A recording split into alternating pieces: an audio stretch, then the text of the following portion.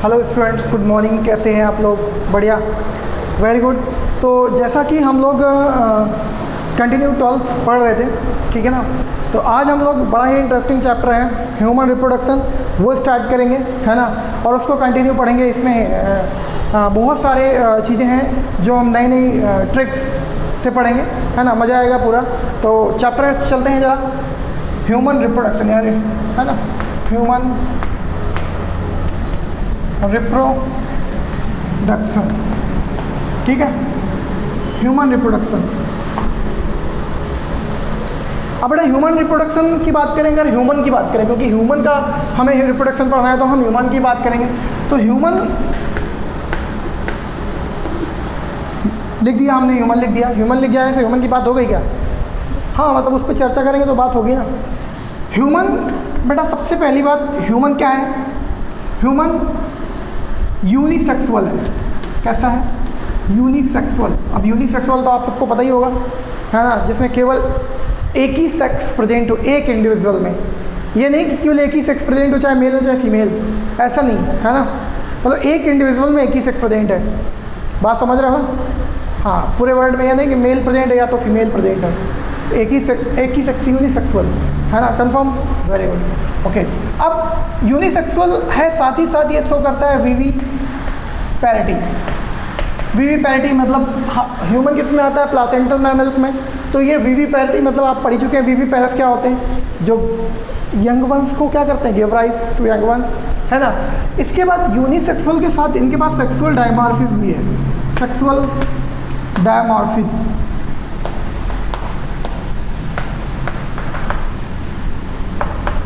ये क्या होता है? सेक्सुअल डायमॉर्फिज्म आप 11th में बहुत बार पढ़े होंगे, है ना। किसमें? बहुत सारे इंडिविजुअल हमने आपको पढ़ाया जिसमें आपको सेक्सुअल डायमॉर्फिज्म बताया, मतलब मेल और फीमेल को आप आइडेंटिफाई कर सकते हो, दोनों में डिफरेंस आपको देखने को मिलेगा। इस टाइप के फिनोमिना को हम सेक्सुअल डायमॉर्फिज्म बोलते हैं, ओके। अब एक्चुअल में ह्यूमन रिप्रोडक्शन कैसा रिप्रोडक्शन करता है? Sexual reproduction. क्या शो करता है? Sexual reproduction. सेक्सुअल तो करता नहीं कि भाई उसका एक हाथ उंगली काट के वेजिटेटिव प्रोपोगेशन तुमने कहीं प्लेस कर दिया, एक नया यंग वंस प्रोड्यूस हो गया। ऐसा होता है क्या? नहीं होता है ना, बिल्कुल नहीं होता है। तो चलो देखते हैं इसके इवेंट्स, यानी कि ह्यूमन के सेक्सुअल रिप्रोडक्शन के इवेंट्स देखते हैं कौन कौन से हैं। Events of sexual reproduction, sexual reproduction in human, ठीक है, इन ह्यूमन। इवेंट्स देखते हैं जरा। सबसे पहला इवेंट क्या आना चाहिए आपके अकॉर्डिंग? सबसे पहला इवेंट यानी कि सबसे पहले ऑर्गेनिज्म, कोई भी मेल या फीमेल, क्या करेंगे? क्या करेंगे? गैमेट प्रोडक्शन करेंगे ना।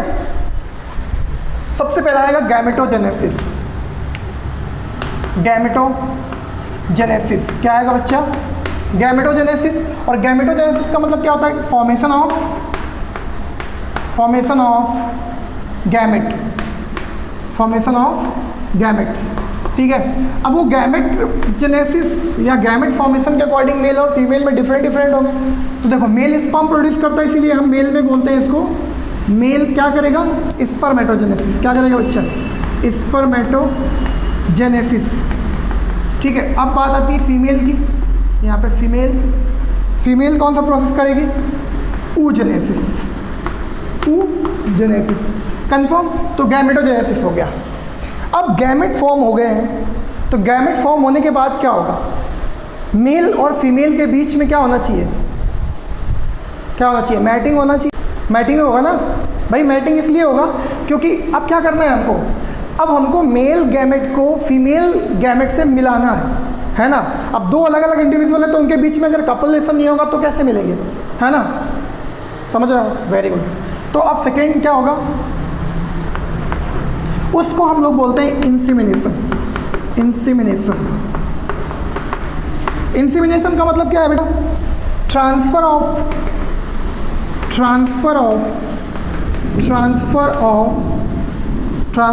Sperm into female genital tract, ठीक है।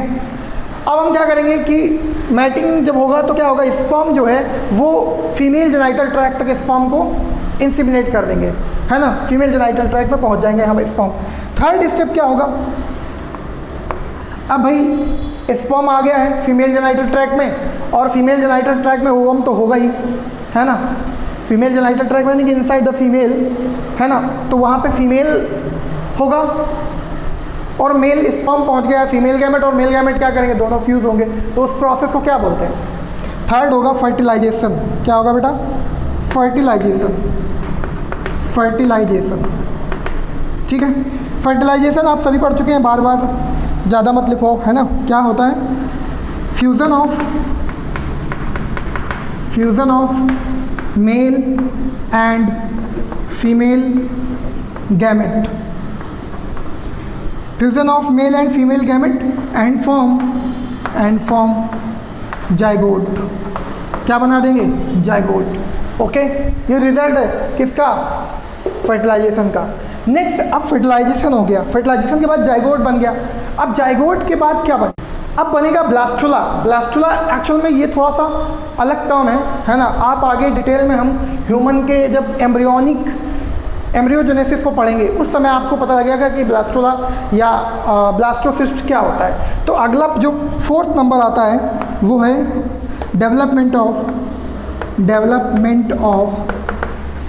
ऑफ ब्लास्टोसिस्ट, ठीक है। डेवलपमेंट ऑफ ब्लास्टोसिस्ट, देखो इसी ब्लास्टोसिस्ट का ये क्या होता है, इम्प्लांटेशन। अब ये ब्लास्टोसिस्ट बन जाएगा। अब क्या होगा बेटा, ये यानी कि अब क्या होगा, ये अभी नीचे आना और ऊपर जाना ये आपको समझेगा नहीं, है ना, इसलिए धीरे धीरे समझो। क्या होगा, मदर के यूटरस पे क्या हो जाएगा, इम्प्लांट, यानी कि चिपक जाएगा, उसके साथ फिक्स हो जाएगा, प्लांट हो जाएगा, प्लांट हो जाएगा। कौन, ब्लास्टोसिस्ट। तो चलो देखते हैं फिफ्थ नंबर में क्या होगा, implantation.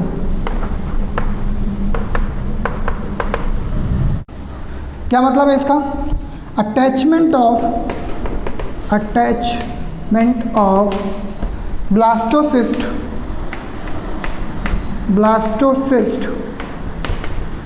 Attachment of blastocyst into uterine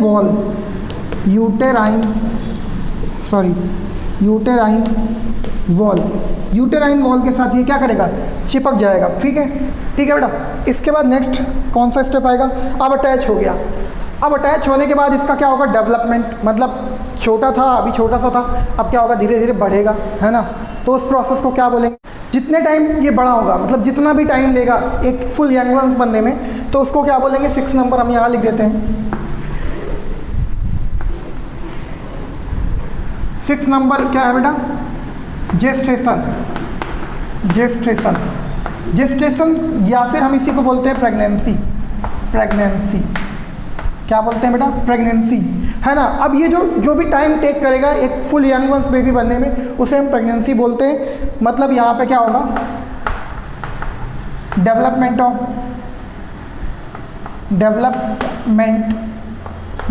of embryo का डेवलपमेंट होगा। ठीक है, एम्ब्रायो का डेवलपमेंट हुआ, और ये डेवलपमेंट बेटा कितना होता है, 9 मंथ प्लस माइनस 10 डेज कहीं लिखा रहता है, कहीं 7 डेज भी लिखा है, तो मैंने यहाँ पे 9 मंथ 10 डेज लिख दिया, प्लस माइनस 10 डेज, कभी कम कभी ज़्यादा, है ना। 9 मंथ 10 डेज, है ना। उसी के अकॉर्डिंग आप डेज भी निकाल सकते हैं, उसी के अकॉर्डिंग आप वीक्स भी निकाल सकते हैं, ठीक है ना। इसके बाद आप वीक्स और डेज, यहाँ पे आपका होमवर्क है, आप डेज और वीक्स यहाँ पे नोट करिएगा, इसको कैलकुलेट करके अप्रॉक्सीमेट, ठीक है ना। एक फिक्स आपके उसमें लिखा होगा, मिल जाएगा कहीं ना कहीं एनसीईआरटी और बुक्स में, ठीक है। इसके बाद जेस्टेशन पीरियड हो गया, जब कंप्लीट बेबी डेवलप हो गया तो अगला प्रोसेस आएगा 7 नंबर, कौन सा, अब बेबी कंप्लीट हो गया तो अब क्या होगा, बर्थ, है ना। तो जिसे हम बोलते हैं पार्चुरेशन। क्या बोलते हैं, पार्चुरेशन मतलब होता है delivery of baby, delivery of baby, है ना। बेबी का बर्थ होगा, यानी कि जो डिलीवरी है, डिलीवरी ऑफ चाइल्ड या बेबी, है ना, उसका बर्थ हो जाएगा। इसके बाद फिर सबसे लास्ट स्टेप कौन सा आएगा, बेबी के बर्थ के बाद मदर का एक मतलब नेचुरल फिनोमिना है क्या, उसको फीड कराना, बेबी को फीड कराना। क्या फीड कराना? मिल्क, है ना। तो उस प्रोसेस को हम लोग बोलेंगे क्या? लैक्टेशन। क्या बोलते हैं?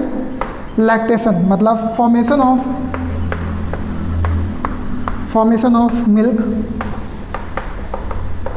है ना। तो क्या होगा? ये मिल्क फॉर्म होगा और उस मिल्क को बेबी फीड करेगा, उसी से नरिश होगा। तो ये सारे इवेंट्स हैं एक सेक्सुअल रिप्रोडक्शन के, जो ह्यूमन में आपको मिलेंगे और भी बहुत सारे इंडिविजुअल में, ऐसे ही सभी में लगभग रहते हैं, है ना। तो नोट डाउन करें। अब हम लोग पढ़ेंगे मेल रिप्रोडक्टिव सिस्टम, ठीक है ना बेटा? क्या? Male reproductive system. Male reproductive system, male में रिप्रोडक्टिव सिस्टम में कौन कौन से पार्ट प्रेजेंट होते हैं और उनका क्या काम है ना। वो किस तरीके के होते हैं, उनकी लोकेशन क्या है, ये सब हम डिटेल में पढ़ेंगे।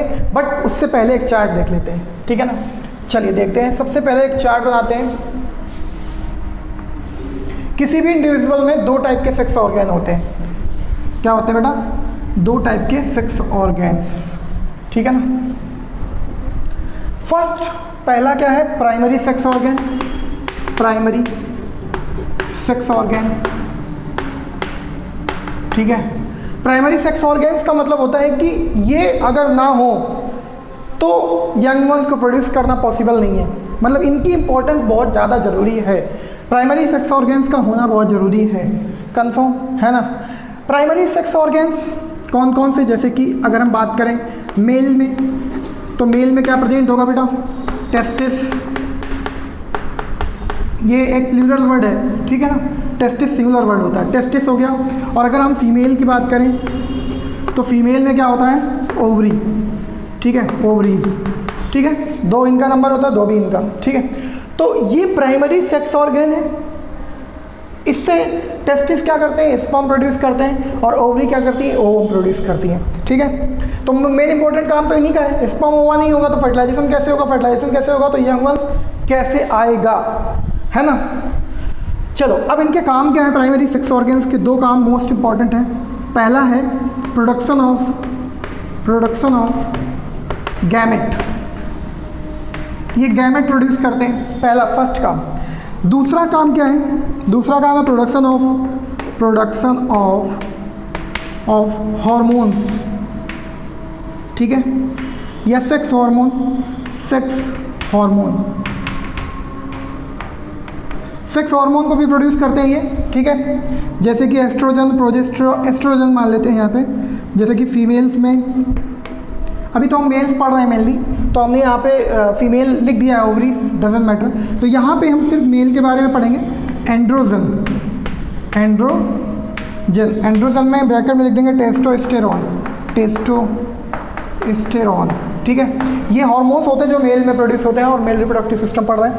तो गोनट्स को, इसीलिए गोनट्स यानी कि टेस्टिस और ओवरी को हम लोग क्या बोलते हैं? मिक्सोक्राइन या heterocrine gland, because they secrete gametes, यानी कि they produce gamete as well as hormone, ठीक है। हार्मोन्स क्या है? इंडोक्राइन पार्ट है, और गैमेट्स क्या है? एक्सोक्राइन पार्ट है। तो जिसमें इंडो और एक्सो पार्ट दोनों हो उसे हम लोग बोलते हैं मिक्सोक्राइन या हेटेरोक्राइन, ओके।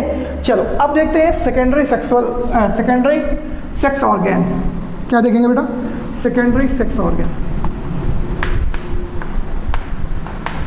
सेकेंडरी सेक्स ऑर्गन्स, ठीक है। अब बेटा इसमें कई सारे पार्ट्स में इसको डिवाइड करते हैं हम लोग, है ना। आसानी हो जाएगी थोड़ा पढ़ने में, ठीक है। सबसे पहले एक्सटर्नल जेनिटलिया। एक्सटर्नल जेनिटलिया मतलब बॉडी के बाहर जो जेनिटल ऑर्गन्स हैं उनको हम लोग एक्सटर्नल जेनिटलिया बोलते हैं, जो प्राइमरी सेक्स ऑर्गन को छोड़ करके, है ना। वैसे तो ओवरी तो अंदर ही रहती, मेल की बात कर रहे हैं। तो एक्सटर्नल जेनिटलिया में बेटा क्या क्या आएगा? फर्स्ट नंबर आएगा आपका पेनिस, ठीक है। फर्स्ट नंबर आएगा पेनिस, और सेकंड क्या आएगा बेटा? स्क्रोटम, ठीक है। ये स्क्रोटम क्या है? स्क्रोटम एक कवरिंग होती है जिसके अंदर ये टेस्टिस प्रेजेंट रहते हैं, ठीक है। तो ये एक्सटर्नल जेनिटलिया में आ गया। इसके बाद क्या होगा? कुछ क्या आएंगी? एसेसरी डक्ट्स आएंगी, ठीक है। कुछ डक्ट्स आएंगे जिनके थ्रू ये ट्रैवल करेगा, स्पर्म प्रोड्यूस होंगे, तो वो ट्रैवल करके बॉडी से आउटसाइड जाएंगे ना, बॉडी से आउट नहीं निकलेंगे तो है ना, फीमेल ट्रैक में कैसे जाएंगे, तो बॉडी से आउट करना है उनको स्पर्म को, तो ऐसे सारी डक्ट्स के थ्रू आएंगे। इसमें कौन कौन सी डक्ट आएंगी बेटा? एपिडिडाइमिस,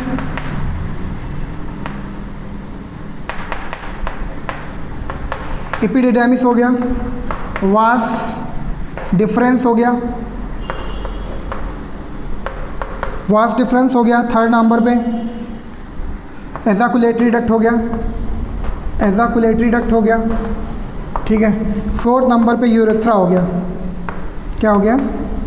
यूरेथ्रा, ठीक है।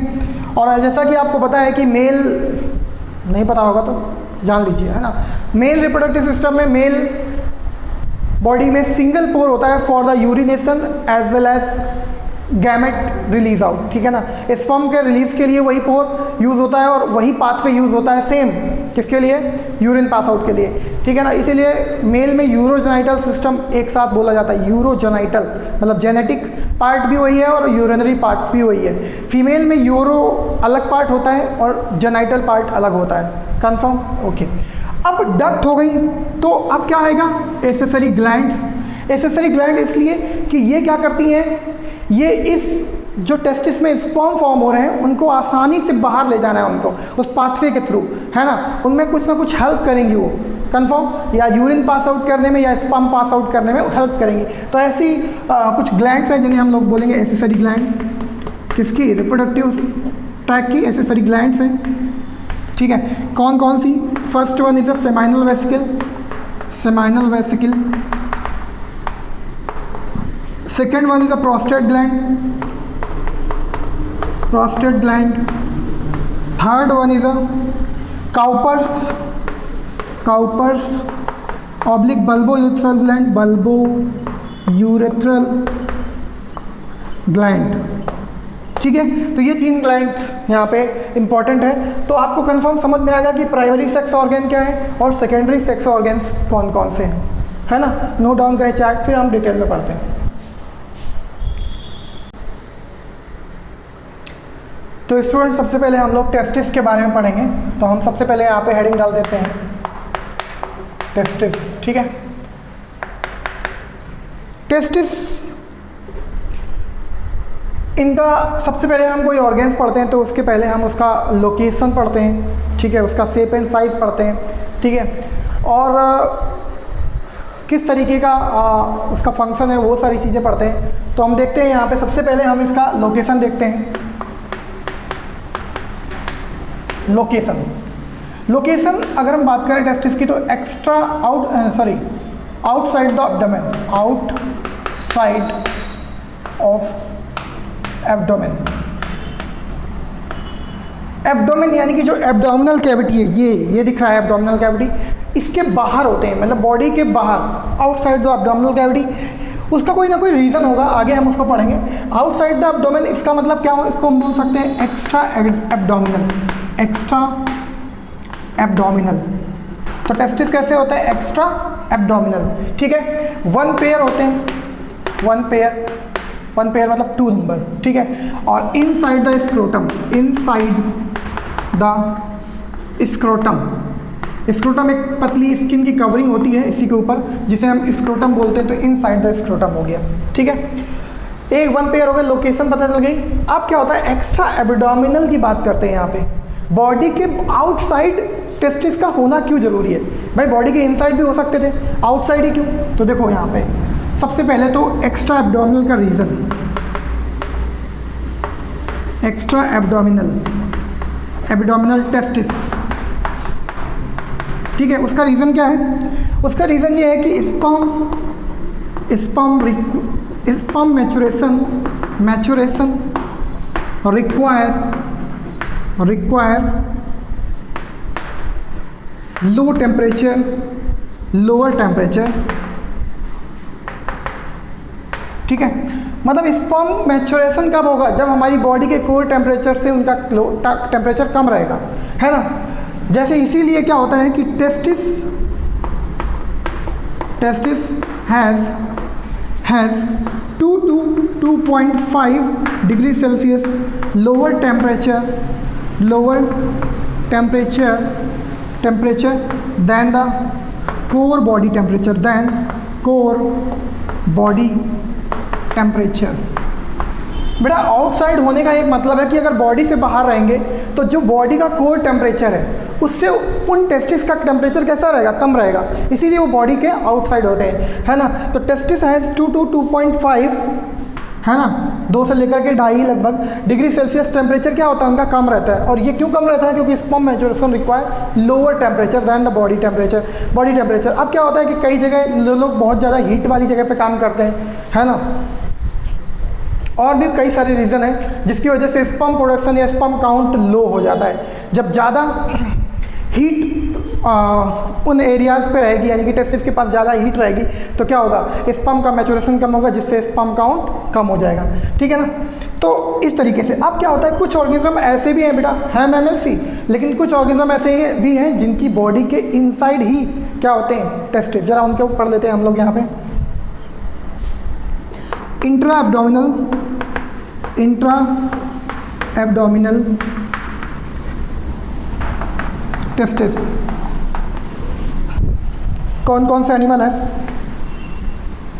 Testis inside body, testis inside body, ठीक है। इनके एग्जाम्पल्स कौन कौन से बेटा, एलिफेंट हो गया एक तो, एलिफेंट, क्योंकि ऐसे ऑर्गेनिज्म है जिनकी बॉडी का टेम्परेचर ऑलरेडी कम होता है, ठीक है, इसीलिए एलिफेंट हो गया। इसके बाद वेल हो गया, वेल्स, ठीक है, कामा सार्क हो गई, सार्क, कामा सील नहीं, सार्क नहीं, सॉरी, डॉल्फिन्स, ठीक है। इसके बाद सील्स हो गया। इसके बाद बेटा egg laying mammals, egg laying mammal, ठीक है। ऑर्निथोरिंकस जिसे हम लोग बोलते हैं, ऑर्निथोरिंकस, ठीक है, CHUS, रिंकस, ऑर्निथोरिंकस। तो ये सब क्या होते हैं, इनकी बॉडी में इनसाइड टेस्टिस होते हैं, बॉडी के आउटसाइड टेस्टिस नहीं होते हैं, है ना, कंफर्म हुआ। अब क्या होता है, टेस्टिस का जो डेवलपमेंट होता है बेटा, टेस्टिस का डेवलपमेंट यहाँ पे हम लिखेंगे, development of testis, development of testis is inside the abdomen। मतलब जो टेस्टिस जब डेवलप होते हैं, यानी कि जो बेबी जो होता है वो मदर के जब यूट्रस में होता है और फॉर्म हो रहा होता है एक मेल बेबी, तो उस समय क्या होता है कि जो टेस्टिस होते हैं वो बॉडी के इनसाइड ही बनते हैं, इस एब्डोमिनल कैविटी के अंदर ही बनते हैं। और अंदर बनने के बाद क्या होता है कि उनका वो डिसेंड डाउन होते हैं due to presence of testosterone, ठीक है। तो क्या होता है, development of testis is inside the abdomen, but during 7th month of pregnancy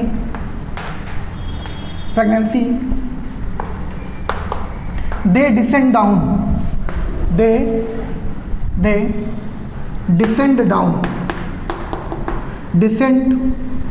descend down, ठीक है, यानी कि आउटसाइड द एब्डोमेन आ जाएंगे। डिसेंड डाउन का मतलब outside the abdomen, confirm.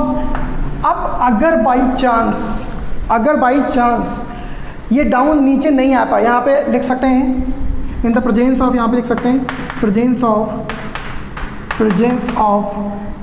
Testosterone hormone, सभी को पता है, ठीक है ना, कि हार्मोन है testosterone. In the presence of testosterone तो डिसेंड डाउन हो गए। अगर डिसेंड डाउन नहीं हो पाए, बहुत सारे बेबीज़ होते हैं जिनमें ये टेस्टिस बॉडी से नीचे नहीं आ पाते हैं, यानी एब्डोमेन से नीचे नहीं आ पाते हैं, डिसेंड डाउन नहीं होते, वो बच्चे कैसे हो जाते हैं, स्टेराइल। और ऐसी कंडीशन को हम क्या बोलते हैं, तो आप यहाँ पे इसको लिख लेंगे, है ना। इफ़ यहाँ पे हम लिख रहे हैं, है ना, इफ़ टेस्टिस नॉट डिसेंड, ठीक है, तो इस कंडीशन को हम लोग बोलते हैं क्या, क्रिप्टोरकार्डिज्म, क्रिप्टोरकार्डिज्म। और ये पर्सन क्या होगा, पर्सन विल स्टेराइल मतलब आप सभी जानते ही हैं, मतलब वो कभी यंग वंस को प्रोड्यूस नहीं कर पाएगा, पर्सन विल स्टेराइल। अगर ये क्रिप्टो 7th मंथ में ये टेस्टिस का डिसेंट डाउन नहीं होता है तो उस कंडीशन को हम लोग बोलते हैं क्रिप्टोर्काडिज्म, है ना। बहुत बार क्वेश्चन पूछा गया है, मोस्ट इंपॉर्टेंट है, याद रखिएगा। ऐसे बहुत सारे टर्म हैं जो आपको याद रखने हैं। एक सेकेंड, यहाँ पे शेप लिख लीजिएगा, शेप और साइज़। एक और चीज़ यहाँ पे लिख लीजिएगा, शेप और साइज़। शेप कैसा होता है? शेप ओवल, ठीक है। और साइज़, साइज़ में बेटा लेंथ, पहले हम L equals to 4 to 5 centimetre, 4 to 5, और W मतलब विड्थ 2 to 3 सेंटीमीटर, ठीक है। आप नोट डाउन करें।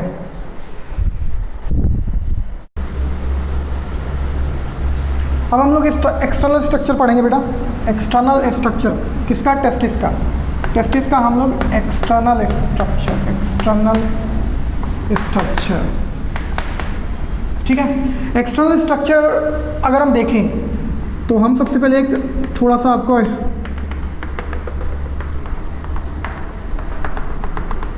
ठीक है, टेस्टिस कुछ इस तरीके का ओवल शेप्ड, मैंने आपको अभी शेप बताया था, ठीक है, ओवल शेप्ड है। इसके अंदर ये टेस्टिस है,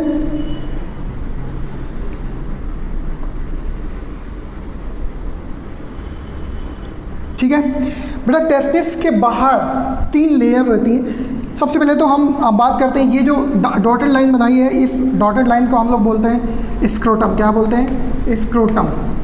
ये स्क्रोटम है बेटा, ओके।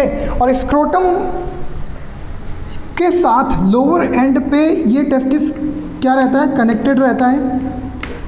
टेस्टिस जो होता है वो कनेक्टेड रहता है लोअर एंड पे। और इस लोअर एंड पे जो ये फाइब्रस बैंड होता है, इसे हम लोग बोलते हैं, क्या बोलते हैं? ग्यूबर्नाकुलम। क्या बोलते हैं? ग्यूबर्नाकुलम, ठीक है। ग्यूबर्नाकुलम क्या होता है बेटा? Gubernaculum is nothing, it is a fibrous, ये हम यहाँ पे लिख देते हैं, ग्यूबर्नाकुलम, ग्यूबर्नाकुलम, ठीक है। ग्यूबर्नाकुलम क्या है बेटा? Fibrous band, testis attached by scrotum at lower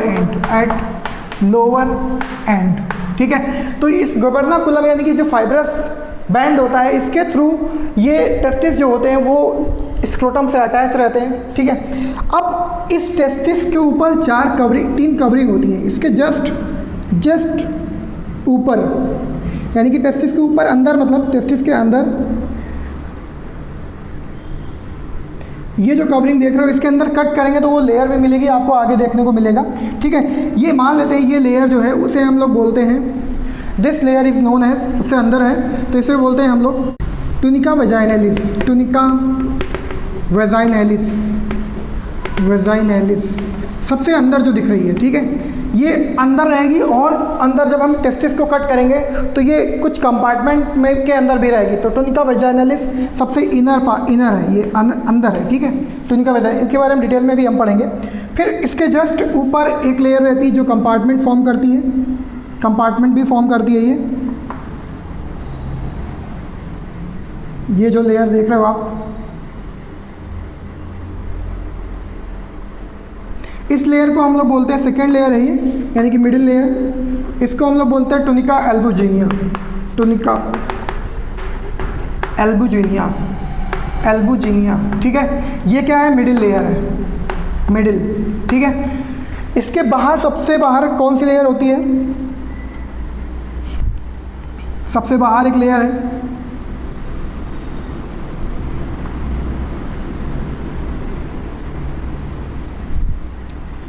ठीक है बेटा। सबसे बाहर वाली लेयर, ये सबसे अंदर वाली के लिए है, ये सेकंड वाली के लिए है, ठीक है। और सबसे बाहर जो दिख रही है, this layer is known as टुनिका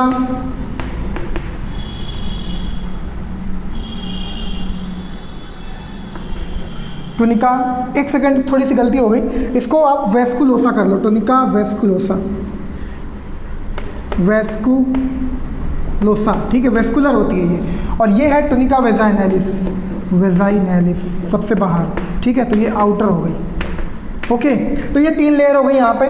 इसके बाद जब टेस्टिस एब्डोमेन से नीचे आते हैं बेटा, जब टेस्टिस एब्डोमेन से नीचे आते हैं तो ऊपर एक कॉर्ड बनाते हैं, ऊपर एक कॉर्ड बनाते हैं, this cord is known as spermatic cord. Spermatic cord क्या बोलते हैं? Spermatic cord. और ये नीचे किसके थ्रू आते हैं? एक ऑब्लिक कैनाल होती है, ये ऑब्लिक कैनाल है जिसे हम लोग बोलते हैं इंग्वाइनल कैनाल। क्या बोलते हैं? Inguinal canal. क्या बोलते हैं बेटा? Inguinal canal.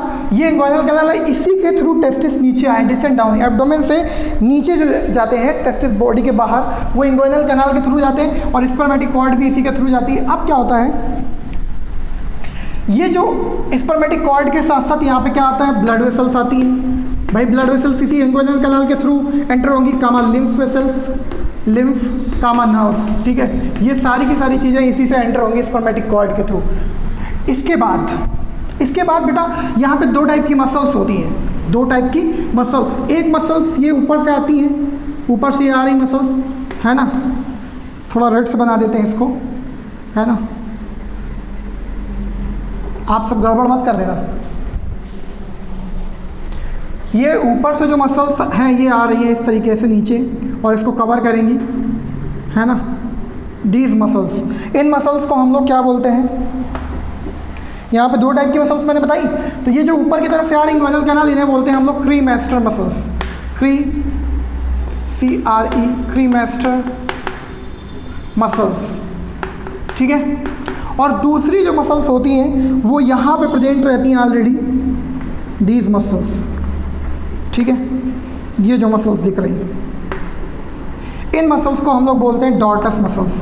क्या बोलते हैं? डॉर्टस मसल्स। ठीक है, इनको हम डॉर्टस, ये क्रीमेस्टर और डॉर्टल मसल्स का काम क्या होता है, अभी हम आगे डिटेल में इनको लिख भी देंगे। क्रीमेस्टर मसल्स जो होती हैं ड्यूरिंग, जैसे अब गर्मी का समय है, तो गर्मी के समय में क्या होता है? कोर बॉडी टेम्परेचर हाई रहता है ना, हमारी बॉडी का टेम्परेचर हाई रहता है, और स्पर्म मैच्योरेशन के लिए कैसा टेम्परेचर चाहिए? Lower temperature. तो क्या होता है, टेस्टिस, ये जो क्रीमेस्टर मसल्स होती हैं वो टेस्टिस को ऐसे नीचे की तरफ ऐसे रिलैक्स रखती हैं, गर्मियों में रिलैक्स रखती हैं, और जो डॉर्टस मसल्स है वो क्या करती हैं? ऐसे इस तरीके से एक्सपैंड रखती हैं। क्या रहती हैं? एक्सपैंड। बहुत ध्यान से, क्रीमेस्टर मसल्स भी रिलैक्स और डॉर्टस मसल भी रिलैक्स। तो ये रिलैक्स रहती हैं, तो क्या होता है कि जनरली टेम्परेचर जो टेस्टिस का होता है वो थोड़ा लोअर रहता है, 2 to 2.5 डिग्री सेल्सियस। अब जब सर्दियाँ आती हैं, सर्दियों में क्या होता है कि आउटसाइड जो बाहर का टेम्परेचर है वो ज़्यादा होता है, जो बाहर का एटमॉस्फेयर का टेम्परेचर कम होता है, सर्दियों में कम होता है, और बॉडी का टेम्परेचर थोड़ा सा मतलब मेंटेन रहता है। तो क्या होता है, ज़्यादा टेम्परेचर या हीट लॉस ना हो, जिसकी वजह से क्या होता है, ज़्यादा ये जो मसल्स हैं ये क्या करती हैं, ये जो क्रीमेस्टर मसल्स हैं ये ऊपर की तरफ सिंक करा लेती हैं। किसको? इस टेस्टिस को हल्का सा ऊपर की तरफ सिंक करा लेंगी, और ये जो आपका डॉर्टस मसल्स है ये क्या करेंगे? ऐसे सिंक हो जाएंगी, ऐसे सिंक हो जाएंगी। समझ रहे हो ना? तो सरफेस एरिया कम हो जाएगा, हीट लॉस कम हो जाएगा। कंफर्म ना? तो गर्मियों में दोनों रिलैक्स रहती हैं और सर्दियों में दोनों कॉन्ट्रैक्ट, है ना?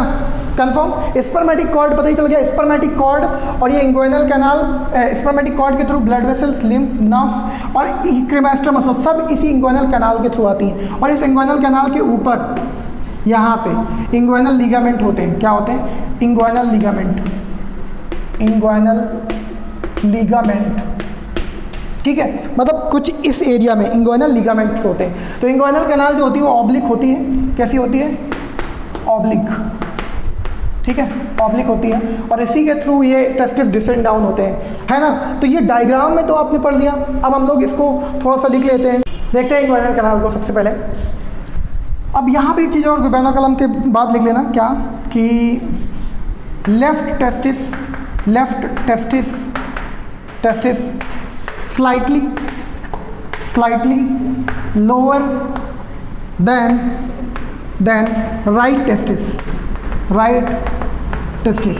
ठीक है, मतलब कि जो लेफ्ट टेस्टिस होता है वो हल्का सा स्लाइटली राइट टेस्टिस से नीचे होता है। उसका नीचे होने का एक रीज़न है कि जैसे मान लेते हैं कि जैसे कभी अचानक से पैर ऐसे किए पास अचानक से, तो जब दोनों पैर आपस में कॉम्प्रेस होते हैं तो क्या होता है, दोनों टेस्टिस हैं, वो टेस्टिस अगर सामने रहेंगे तो क्या होगा, उनके बीच में इस तरीके से फ्रिक्शन होगा और उनमें मतलब कोई इंजरी के चांसेस ज़्यादा होते हैं। और अगर बाई चांस हल्का सा एक ऊपर एक नीचे तो क्या होगा, ऐसे इस तरीके से दबेंगे तो प्रॉब्लम नहीं आती।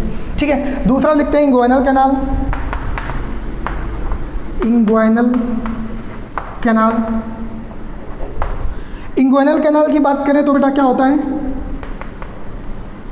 यहाँ पे लिखेंगे testis, testis plus spermatic cord, spermatic cord descend down through it, है ना, इससे नीचे की तरफ आएंगे, डिसेंड डाउन। इसके बाद स्पर्मेटिक कॉर्ड में क्या क्या होता है, स्पर्मेटिक कॉर्ड। स्पर्मेटिक कॉर्ड क्या है, इसमें एक तो क्रीमेस्टर मसल्स होंगी, cremaster muscles plus connective tissue, आप देख सकते हैं, है ना, लिम्फ, ब्लड वेसल्स, ये सब क्या है, कनेक्टिव टिश्यू। तो इस तरीके से स्पर्मेटिक कॉर्ड, तो इतना नोट करो, फिर आगे भी ये सारी चीज़ें और भी डिटेल में पढ़ना है तो इसको नोट डाउन कर लो। अब यहाँ पे हम बात करेंगे मसल्स की। तो जैसे हम मसल्स की बात करते हैं, मसल्स, ठीक है ना, तो मसल्स कौन कौन सी, दोनों की बात करेंगे, क्रीमेस्टर प्लस डॉर्टस, ठीक है, क्रीमेस्टर प्लस डॉर्टस। अब क्या होता है, देखो बेटा, अगर हम बात करें ड्यूरिंग समर, दोनों की समर में बात करें तो क्या होगा, बोथ मसल्स कैसी होंगी, रिलैक्स, है ना, क्योंकि बॉडी टेम्परेचर भी ज़्यादा है, बाहर का टेम्परेचर भी ज़्यादा है ना, तो ऑलरेडी उनको क्या होगा, थोड़ा सा रिलैक्स रहेंगे तो क्या होगा, टेम्परेचर जो टेस्टिस का है वो 2 से 2.5 डिग्री सेल्सियस कम रहेगा, ठीक है ना। ड्यूरिंग समर दोनों रिलैक्स रहेंगी, तो क्रीमेस्टर मसल्स भी नीचे की तरफ इसको रहेंगी, और ये टेस्टिस का जो स्किन है यानी कि स्क्रोटम ऐसे एक्सपैंड रहेगा, कंफर्म, वेरी गुड। अब यहाँ पे बात करेंगे हम ड्यूरिंग विंटर, तो यहाँ लिखेंगे बोथ मसल्स कॉन्ट्रैक्ट,